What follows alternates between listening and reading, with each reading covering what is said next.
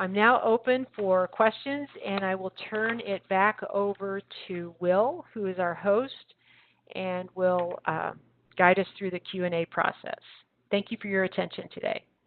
Great stuff. Thank you, Carol. That was fantastic. So to everybody on the line, we have about 20 minutes for questions and answers. We've got a few coming through. And so I'm going to ask the questions. If you want to ask a question, then just put it into the chat on the chat tool on WebEx, and I'll pick that up.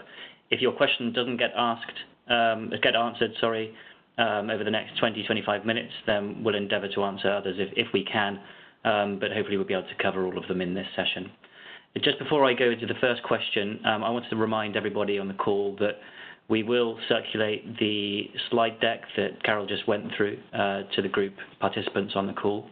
There will also be a recording of the webinar as well. And anybody is also welcome to contact me personally via email if you are interested in hearing more about what we're doing on this issue around human health. It's been a big focus at CropLife International, and we're keen to help out and to spread more information and balance around this issue wherever we can. So with that, I will go to the first question. How do pesticides help keep food prices affordable?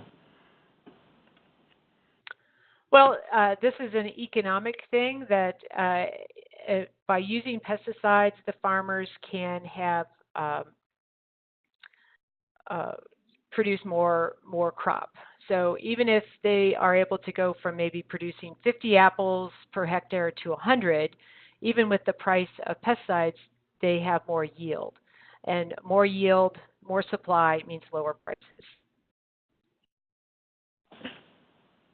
So there's one here about training operators. So training operators is great, but how realistic is it that a smallholder in a hot country, in a tropical country, will wear protective equipment and Wellington boots when they're applying pesticides? Right, and that's a accepted concern of weather and heat, and that's why training is done on a local level to help those farmers have discussions about what is the solution for their local situation. And how can they dress appropriately to protect themselves and follow the label and work safely. I'll note that a couple of questions coming through don't necessarily fall into Carol's expertise, but those that do, I'll continue to ask. So I have a question here. How is the approach to risk viewed and defined in the US in comparison to the EU? Right. So the U.S. is a very risk-based regulatory agency, and it really incorporates that concept of exposure and hazard together. It's my understanding that the EU and some other countries are more about, well, let's define how hazardous it is and go from there. It's just about a manner of how comfortable each country is in risk and potential for misuse. Thanks. So there's a question here about the cocktail effect. Could you explain what the cocktail effect is, what that refers to, Carol? And also what research, or if there's research on the topic, is industry or authorities looking at that, the cocktail effect of pesticides on human health? Sure. So the cocktail effect, if you imagine, that you're drinking a drink that's a mixture. So this just gets to that concept that what about if you're exposed to more than one pesticide or more than one item? And there's a lot of discussion about this today, and so it's really not resolved. Again, it's that's why this is a question and a topic for conversation. We know that the pesticides are evaluated one by one by one. And the question is, well, what if you were exposed to 2 or 3 or 4 at the same time? And this concept gets to, because I'm eating different food items that might have a different pesticide on them. I might also live near a farm with different exposures. So it's a legitimate question and concern that people are talking about.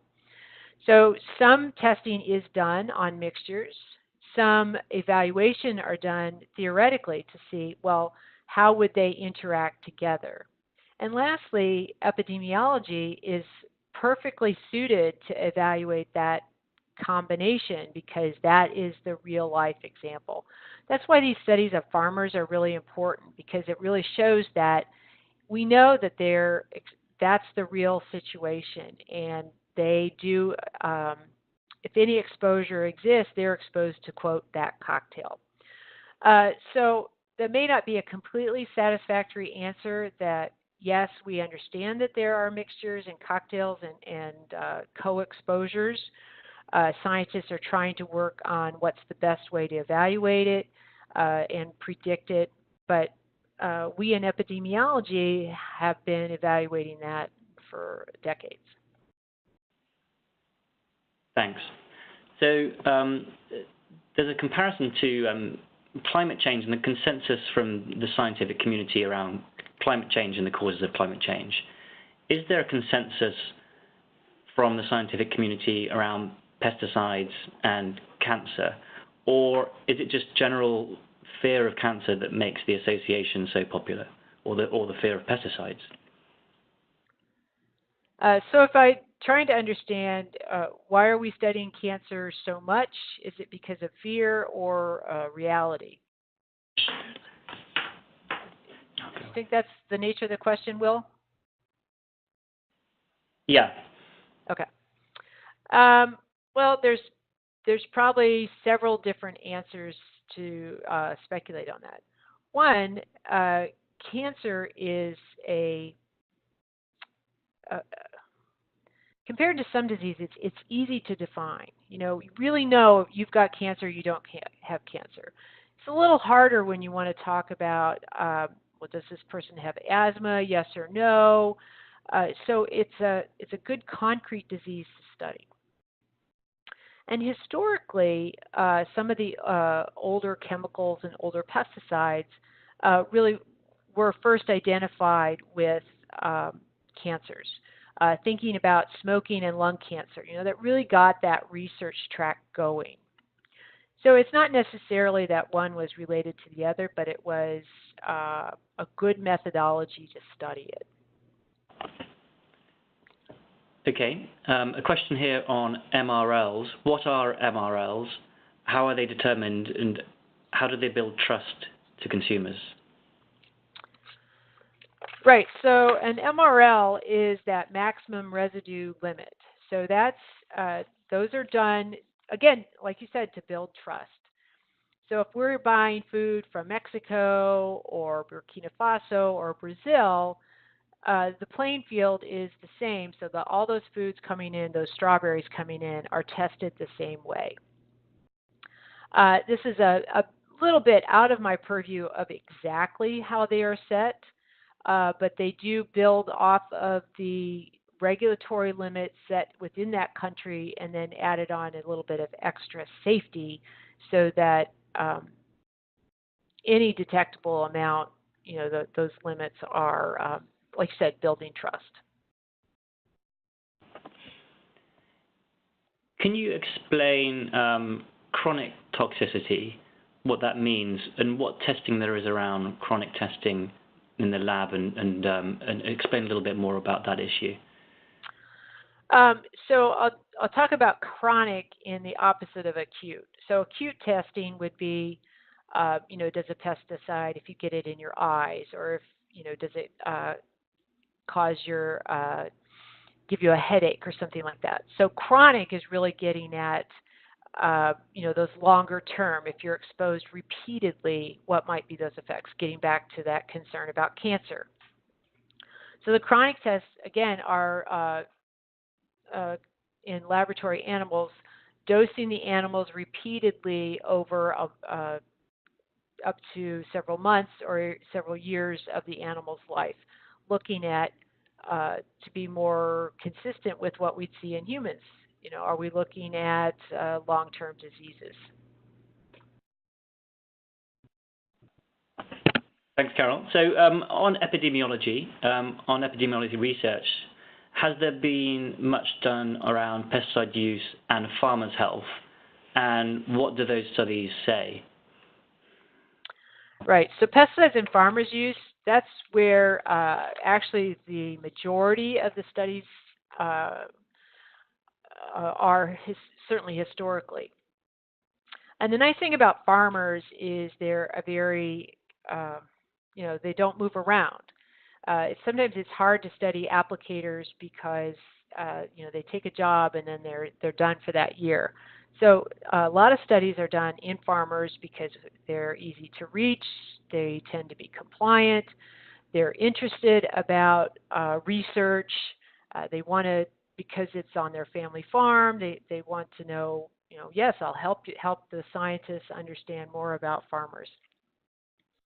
So with that being said, as these farmer studies have been done, what we're finding is that, in fact, farmers tend to live longer and be more healthy than their neighbors in the general population.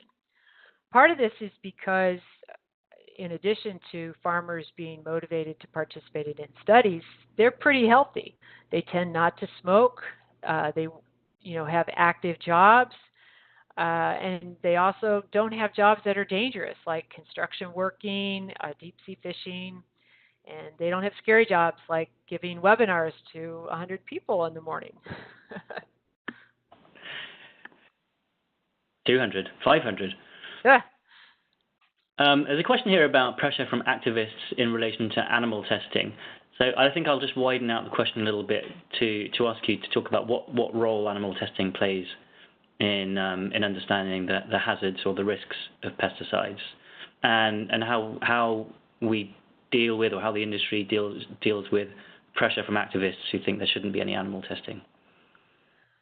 Right. So, keep in mind, I'm an epidemiologist, not a toxicologist, but I do know that, historically, the animal testing have really played a large part in helping us to understand not only pesticides, but pharmaceuticals, and how they interact with the body and what we might predict for how it acts in other bodies like humans.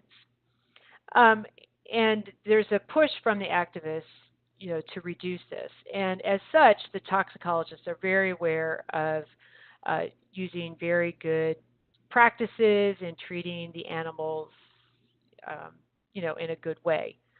To that end, also, there's a push to go to more test tubes, and they're called in vitro testing, to look at genes and how pesticides interact in theory, and to do testing in test tubes and so forth. So we're seeing a shift away from animal testing, but I think they both are important. And if you think about that half full glass, is the glass half full or half empty? I think toxicology is a partially filled glass, and I think epidemiology is also partially filled. And it's important not to play one against the other, but it's really combining them together that gives us that full scope of information so that we know more about how the pesticides work in our bodies. Great. Question here, how does testing and regulation of pesticides compare to pharmaceuticals? So they are both very extensive and very regulated. Certainly in pharmaceuticals, we're going to see more actual testing, such as in clinical trials. But on the other side of the coin, pesticides are extensively tested to understand their role in the environment. So you won't see that part in the pharmaceutical testing.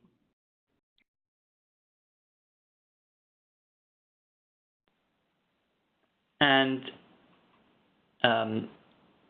you talked a little bit about organic or natural pesticides, or biologicals, as some people might call them.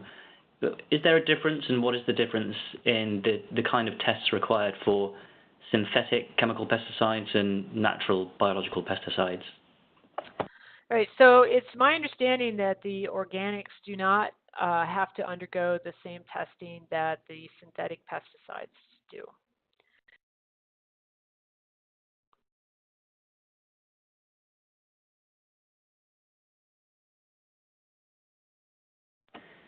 There's another question just to reiterate or again explain the point you were making about the difference between correlation and causation and how we can use that or the industry to help explain some of the criticism that that you face in conversations or critics that say pesticides shouldn't be used because there is a study out there.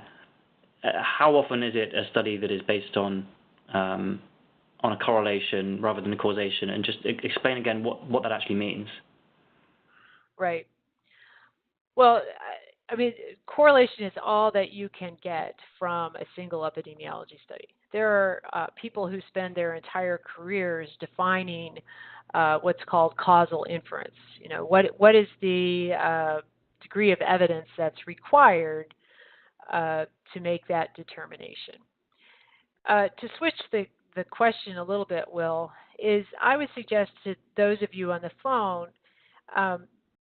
and I tell this to my brother who's the accountant, is that you know, start with what you know basically. You know, do you know something specific about a pesticide or how it's used or farming practices or whatever? And when you look at a study, try and ask yourself, does this really make sense?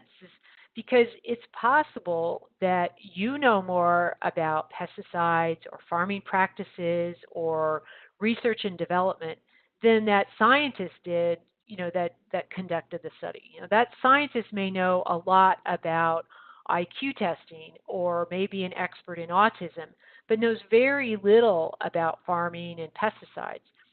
So just like in my car example, you know, without being ridiculous, sometimes it's important to draw on your own knowledge so then you can say, you know, that doesn't make sense. And I think, you know, we could push back on this part. Or you may say, wow, that makes a lot of sense because that's how this pesticide is used, and I know that it isn't used that way anymore. So I suggest that sometimes, particularly for those of you in the crop protection industry, you may know more than you think as you see these studies, and I encourage you to have conversations about what is best practices and contributing to better science. Got a couple. We haven't got long left. Just 5 to 10 minutes. A couple of questions that sort of really get to the heart of, I think, some people's concerns. One here: how does pesticide testing account for children and pregnant women? Right. So first of all, the testing is, there is some testing done. It's what's called a two-generation reproductive study. So they give the pesticide to the animal when she's pregnant, and then they continue to do it so that the pesticide goes to the little animals and then to the next generation. So that's that first part. But the second part is, again, this gets to that regulatory paradigm of what's safe. And in defining that safe use and that safe exposure, the regulators will account for up to 100 times lower levels to account for pregnant women, elderly, susceptible populations, and so forth. So that's all built into the process, just being extra safe at all levels. And I've grouped them together. There's a couple of similar ones. There are stories in the news around pesticides in autism and delays in childhood development. How do you respond to that? Right. And so without going into a lot of detail, because I know about some of these studies. So again, looking at kind of that reality check. So one of the studies on autism looked at pesticides that were applied near the woman's home when she was pregnant. Well, that starts out with a really good assumption, but the question is, well, was she home? Was the wind direction toward the home or away from the home? Was this pesticide used, in a granular formulation, so it really would not travel, would not drift, or was it used, from an airplane where you would expect it to drift into the home? These are important questions to start asking about that methodology. Then you look, okay, beyond that one study, what do the other studies show? Well, if the other studies don't support that, that again says, I think we need to go back and do a little more research and understanding, maybe do a different design study. Sometimes that doesn't seem very satisfactory because just like you love your own child and you don't like somebody talking about ill about that, researchers tend to anchor on to their individual studies and don't like hearing that, well, this has some limitations to it. So that's a long, rambling answer, but again, just like with the example I gave with the red car, it's really important to see if the single study is supported by other studies. And what we're seeing, again, with the neural development in children, autism, and some of these studies, they aren't replicated in a variety of studies, and the exposure assessment has some issues. So we're still, I know that's not very satisfying to say, but more research is needed. Yeah, and kind of a follow-up to that, more research is needed. To what extent does science change, or does our ability to map dangers improve over time? And sort of where are we on that map at the moment? Are we in a really good place? Have we improved over the last 10 years?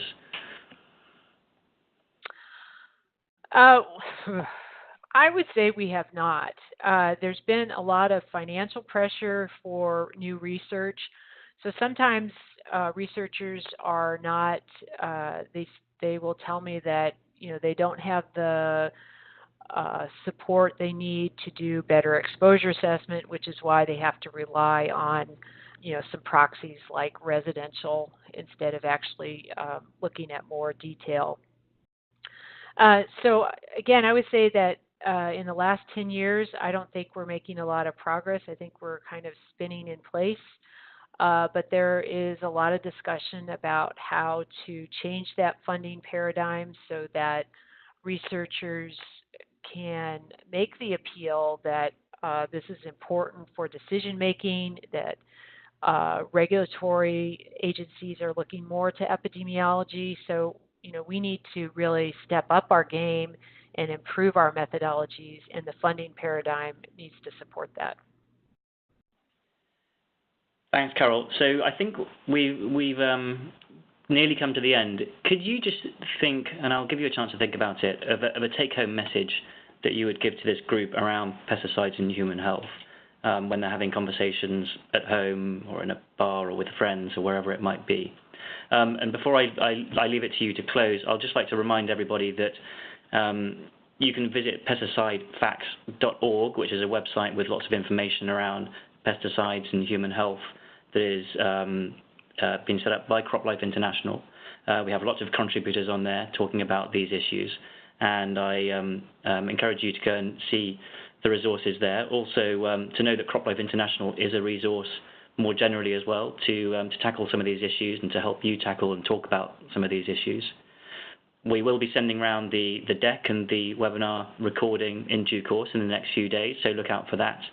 And from me, thank you very much for joining today. But having given Carol that minute to think about her take-home message, I'll leave for Carol to close and then and to close the webinar as well. Right. So when you're going to your cocktail party this weekend and making your choices, I think we have to weigh the hypothetical, of what that risk is for very, very low, and change the conversation to, this is real. This is science. Science tells me I need to eat more fruits and vegetables. The science tells me that the traces of pesticides on any fruits and vegetables, regardless of how it was grown, are tiny. The science tells me, oh gosh, there's a lot of science on all of these pesticides. We aren't talking in a vacuum. And the science tells me, yeah, there's a couple of concerns out there, but these are very unique settings, specific settings, and they haven't been replicated. So I'm going to go back to stick with the science, lead with that, and not worry about the hypotheticals. Well, thank you very much, Carol Burns. Thanks everyone for joining today, and we will close the webinar now, and we'll follow up and hopefully hear from you again, and you'll certainly hear from us in due course. So thank you very much.